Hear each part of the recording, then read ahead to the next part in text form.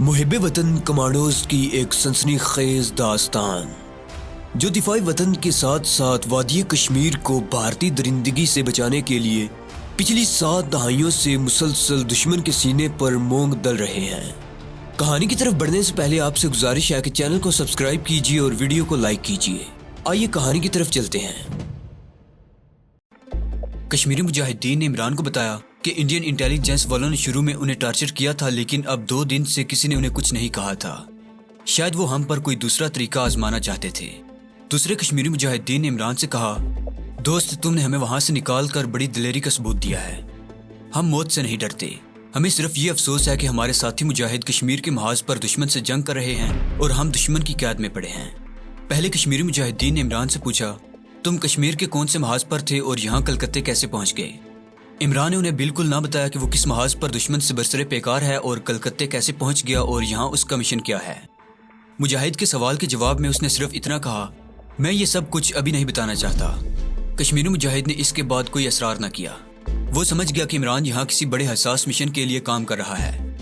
تھوڑی دیر سو کر انہوں نے باقی رات گزار دی۔ صبح کی اذان کے وقت امام صاحب تشریف لے آئے۔ وہ اپنے ساتھ ناشتہ لائے تھے۔ کہنے لگے، تم جلدی جلدی ناشتہ کر لو، جماعت شروع ہونے سے پہلے ایک آدمی آئے گا، وہ تمہیں اپنی حفاظت میں یہاں سے نکال کر بنارس تک لے جائے گا۔ بنارس سے آگے تمہیں خود ہی جموں کشمیر جانا ہوگا۔ کیا تم اکیلے یہ سفر طے کر لو گے؟ کشمیری مجاہدوں نے کہا، ہم یہاں سے بھی جموں کشمیر اکیلے جا سکتے ہیں، لیکن یہاں ہمارے پکڑے جانے کا زیادہ خطرہ ہے۔ بنارس سے آگے ہمیں زیادہ خطرہ نہیں ہوگا، ہم کشمیر کے محاذ پر پہنچ جائیں گے۔ عمران نے اپنی جیب سے 500 روپے نکال کر دونوں کشمیری مجاہدوں کو دیے۔ یہ رقم وہ دلاری کی کوٹھی سے چلتے وقت اپنے ساتھ لایا تھا۔ اس نے کہا، یہ رقم راستے میں تمہارے کام آئے گی، تم بنارس میں نئے کپڑے خرید کر بھی پہن سکتے ہو۔ دونوں مجاہدین جلدی جلدی ناشتہ کرنے لگے۔ امام صاحب ایک ڈول میں چائے بھی لائے تھے۔ عمران نے صرف چائے کا 1 کپ پیا۔ امام صاحب تھوڑی دیر کے لیے باہر چلے گئے۔ فجر کی اذان ہو چکی تھی، کچھ دیر بعد جماعت کھڑی ہونے والی تھی۔ امام صاحب اپنے آدمی کو دیکھنے گئے تھے۔ 5-7 منٹ گزرے ہوں گے کہ امام صاحب اپنے ساتھ ایک آدمی کو لے کر آ گئے جس کا پہناوا بنگالی تھا۔ امام صاحب نے اس کا تعارف کراتے ہوئے مجاہدین سے کہا، یہ اپنی ویگن لے کر آیا ہے، دن کی روشنی ہونے سے پہلے پہلے یہ تمہیں شہر سے باہر ایک محفوظ مقام پر پہنچا دے گا اور خود بھی تمہارے ساتھ ہی رہے گا۔ اس جگہ تم سارا دن چھپے رہو گے، پھر بنارس کو جانے والی رات کی گاڑی سے تم لوگ کلکتے سے روانہ ہو جاؤ گے۔ عمران نے کشمیری مجاہدین سے پوچھا، کیا تم مطمئن ہو؟ دونوں نے کہا کہ وہ ہر طرح سے مطمئن ہے اور ان کے نزدیک کلکتے کے علاقے سے نکلنا ہی کافی ہے۔ اس کے بعد تو انہیں کوئی فکر نہیں ہوگی۔ بنارس تک وہ کئی بار آتے جاتے رہے ہیں اور بنارس میں ان کے کچھ ساتھی بھی موجود ہیں۔ اس طرف سے اطمینان حاصل کر لینے کے بعد عمران امام صاحب کا شکریہ ادا کرتے ہوئے کہا، محترم اب مجھے اجازت دیجیے، مجھے بھی صبح ہونے سے پہلے پہلے اپنی کمین گاہ میں پہنچ جانا چاہیے۔ عمران نے کشمیری مجاہدوں سے بھی ہاتھ ملایا اور حجرے کے عقبی دروازے سے نکل کر گلی میں آ گیا جہاں ابھی اندھیرا ہی تھا۔ وہ گلیوں گلی چلتا چت پور روڈ کی طرف جانے کی بجائے زکریا اسٹریٹ کی جانب سے ہو کر دوسرے علاقے کی طرف نکل آیا جہاں اتنی گنجان آبادی نہیں تھی اور رات کو گشت لگانے والی پولیس کا بھی خطرہ کم تھا۔ عمران کو صرف اس بات کی فکر تھی کہ اس کے پاس ایک پستول اور ایک چاقو موجود تھا اور پولیس اسے برآمد کر سکتی تھی، چنانچہ وہ گشتی پولیس کی نگاہوں سے دور رہنے کی کوشش کر رہا تھا۔ اتفاق سے ایک خالی ٹیکسی مل گئی۔ وہ اس میں بیٹھ گیا اور ڈرائیور کو اس علاقے کی طرف چلنے کے لیے کہا جہاں فوجی ٹھیکیدار لالا ٹیکم چند کا بنگلہ تھا اور جس بنگلے میں دلاری یقیناً اس کا بےتابی سے انتظار کر رہی تھی۔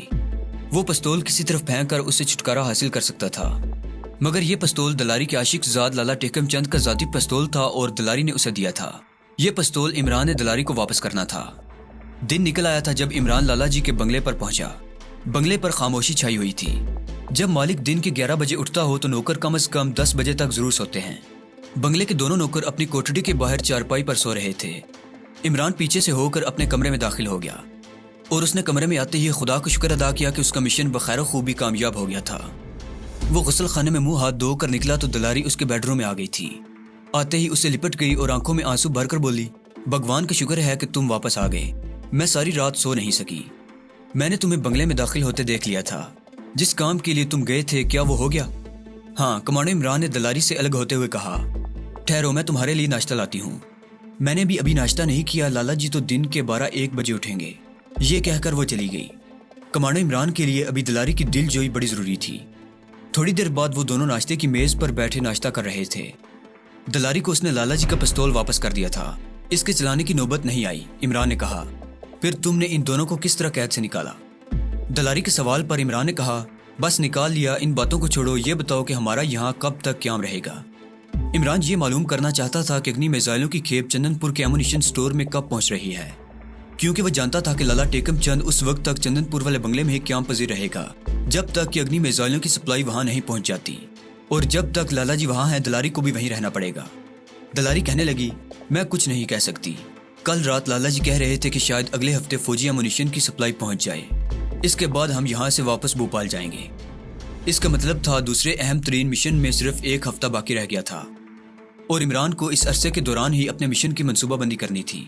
یہ مشن ایسا تھا کہ اس کی منصوبہ بندی عمران کی سمجھ میں نہیں آ رہی تھی۔ اتنے بڑے میزائلوں کے ذخیرے کو تباہ کرنا کہ جس کی سیکیورٹی کا زبردست انتظام ہوگا، اور عمران کے پاس وسائل نہ ہونے کے برابر تھے۔ اس کا ساتھی کمانڈر جبران بھی اس کے ساتھ نہیں تھا، وہ جبران کو وہاں بلا بھی نہیں سکتا تھا۔ یہ مشن اسی طرح سے پایا تکمیل تک پہنچ سکتا تھا کہ بس ایمونیشن سٹور میں پیٹرول بم پھینک کر آگ لگا دی جائے۔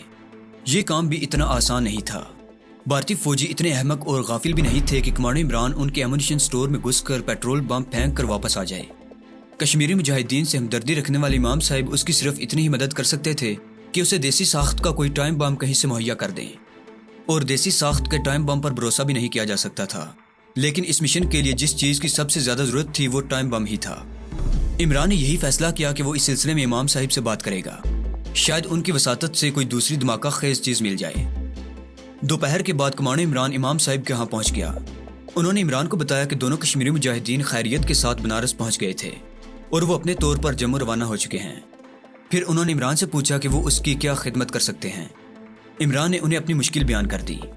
امام صاحب سوچ میں پڑ گئے۔ وہ دونوں حجرے میں بیٹھے ہوئے تھے۔ کچھ دیر بعد امام صاحب نے عمران سے کہا، مجھے ایک دن کی مہلت دو، میں اپنے آدمی سے بات کرنے کے بعد ہی تمہیں کچھ بتا سکوں گا۔ عمران ایک دن بعد آنے کا کہہ کر وہاں سے واپس آ گیا۔ وہ لالا جی کے بنگلے پر آیا تو لالا جی بنگلے کے لان میں دلاری کے پاس بیٹھے چائے نوش کر رہے تھے۔ عمران انہیں پرنام کر کے اپنے کمرے میں آ کر بستر پر لیٹ گیا۔ تھوڑی دیر بعد دلاری اس کے پاس آئی، کہنے لگی، لالا جی چلے گئے ہیں، آج ان کا باہر ڈنر ہے، وہ رات کو دیر سے آئیں گے۔ تم کہاں چلے گئے تھے؟ عمران بولا، بیٹھے بیٹھے بور ہو گیا تھا، ذرا کلکتہ شہر کی سیر کرنے نکل گیا تھا۔ دلاری اس کے پاس بیٹھ گئی، کہنے لگی، آج ہم بھی کلکتے کے کسی ہوٹل میں ڈنر کریں گے، یہاں کے دال چاول اور رس گلے سارے بھارت میں مشہور ہیں۔ عمران کسی ایسی جگہ پر نہیں جانا چاہتا تھا جہاں وہ خاص طور پر لوگوں کی نگاہوں میں آ جائے، لیکن اسے دلاری کی خوشنودی کی ابھی ضرورت تھی۔ وہ انکار نہ کر سکا۔ دلاری کہنے لگی، دونوں مجاہد قیدیوں کے فرار کی وجہ سے ملٹری پولیس نے رات کو گشت لگانے والے پولیس سپاہیوں کے ساتھ وہاں کسی سادھو کو بھی گرفتار کر لیا ہے۔ کیا وہاں کوئی سادھو بھی تھا؟ عمران نے کہا، وہاں بیروں جی کی گپا تھی، میں نے تو وہاں کسی سادھو کو نہیں دیکھا۔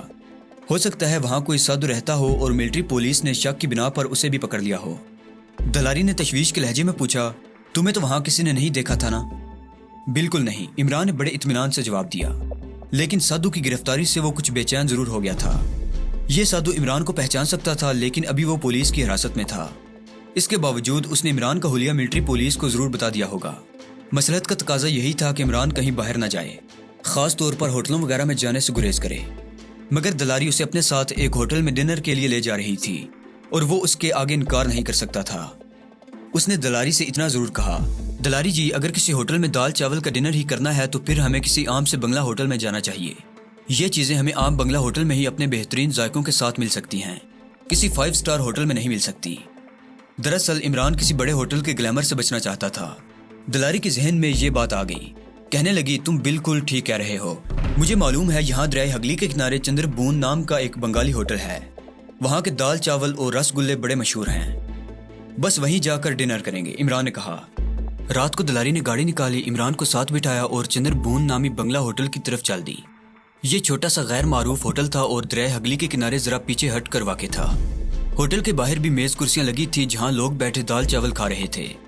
عمران باہر نہیں بیٹھنا چاہتا تھا، مگر دلاری نے اصرار کیا کہ باہر دریا کی طرف سے بڑی ٹھنڈی ہوا آ رہی ہے، ہم باہر ایک کھلی فضا میں بیٹھیں گے۔ عمران یہاں بھی دلاری کے ہاتھوں مجبور ہو گیا۔ اس خیال کے پیش نظر اس نے زیادہ اصرار نہ کیا کہ ہوٹل کے باہر اتنی زیادہ روشنیاں نہیں تھیں۔ عمران جان بوجھ کر دلاری کو کونے والی جاڑیوں کے پاس میز پر لے گیا جہاں آس پاس چند ایک لوگ ہی بیٹھے تھے، ان میں بھی گھریلو قسم کی عورتیں اور بچے تھے۔ تھوڑی دیر بعد ہوٹل کا لڑکا ان کے لیے دال چاول کی پلیٹیں اور اچار وغیرہ لے کر آ گیا۔ وہ باتیں کرتے ہوئے کھانا کھانے لگے۔ دریا کی طرف سے بڑی خوشگوار ہوا آ رہی تھی۔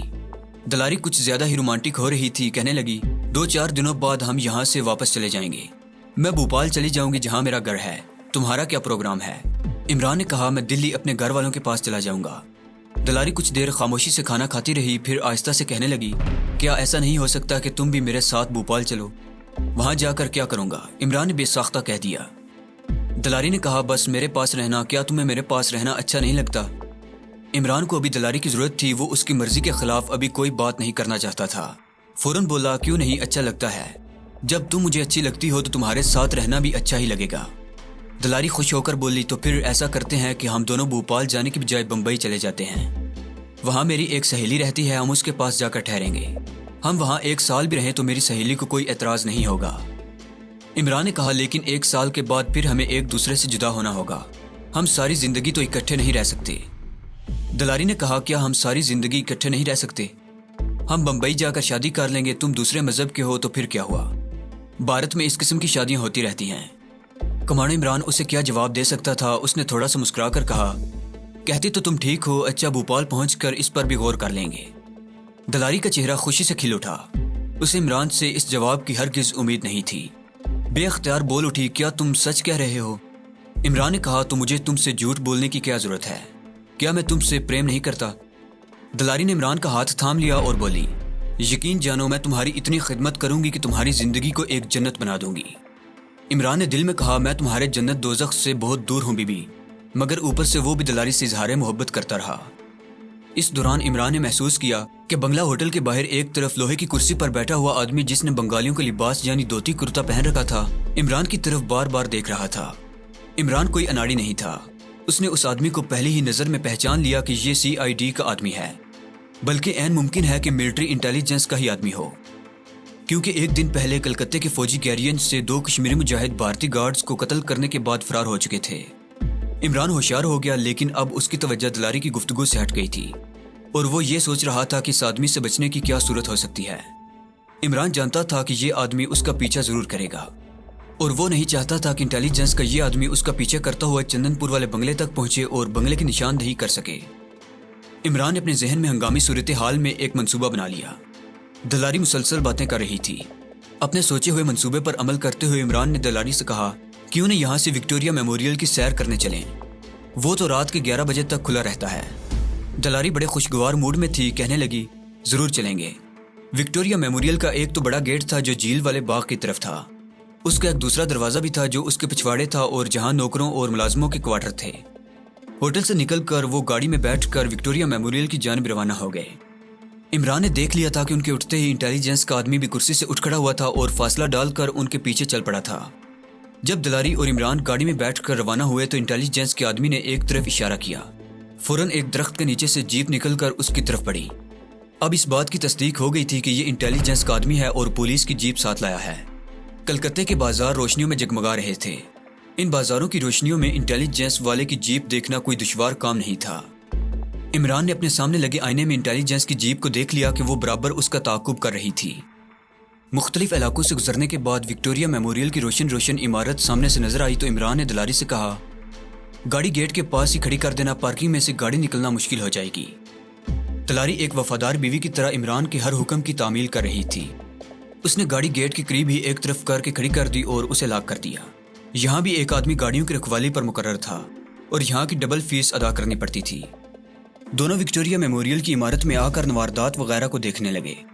عمارت کی ایک اونچی کھڑکی میں سے عمران نے ایک نگاہ گیٹ کی طرف ڈالی. گیٹ پر بڑی تیز روشنیاں تھیں. اس نے دیکھا کہ انٹیلیجنس کی جیپ ایک طرف کھڑی تھی. اس کا مطلب تھا کہ انٹیلیجنس کا آدمی اس کے باہر نکلنے کا انتظار کر رہا ہے. کچھ دیر عجائب گھر کے مختلف کمروں کی سیر کرنے کے بعد عمران نے دلاری سے کہا دلاری مجھے اچانک ایک کام یاد آ گیا ہے. مجھے یہ کام ہر حالت میں کرنا ہے. تم مجھ سے اس کام کے بارے میں بالکل نہ پوچھنا، میں تمہیں بعد میں سب کچھ بتا دوں گا. اس وقت میں تمہیں جیسا کہتا ہوں ویسے ہی کرو. دلاری کچھ پریشان ضرور ہوگی لیکن فوراً ہی سنبھل گئی اور بولی تم جیسے کہو گے میں ویسے ہی کروں گی. لیکن تمہیں تو کوئی خطرہ نہیں ہے؟ عمران نے کہا مجھے بالکل کوئی خطرہ نہیں ہے. اب بتاؤ مجھے کیا کرنا ہے؟ عمران نے کہا تم کم از کم آدھا گھنٹہ اسی جگہ ٹھہرو گی.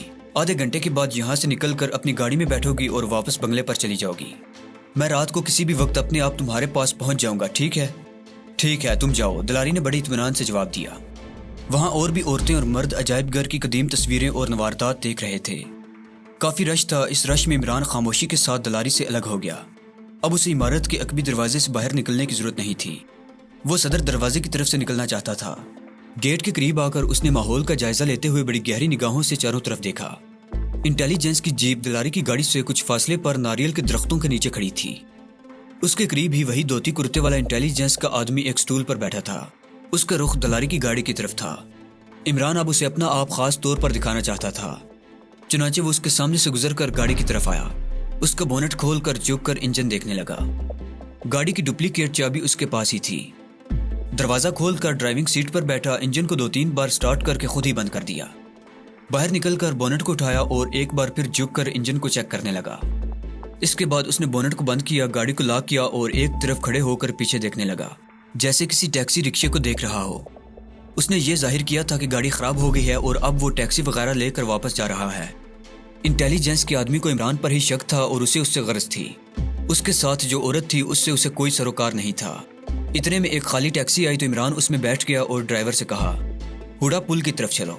جیسے ہی ٹیکسی چلی، انٹیلیجنس والا بھی جیپ میں سوار ہوا اور جیپ عمران کے پیچھے لگ گئی۔